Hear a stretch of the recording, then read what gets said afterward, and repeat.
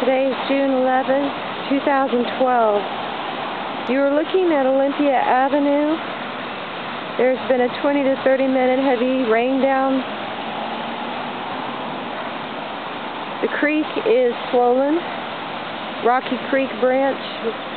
This is the watershed. This is only after about 20 to about 35-40 minutes worth of steady rain.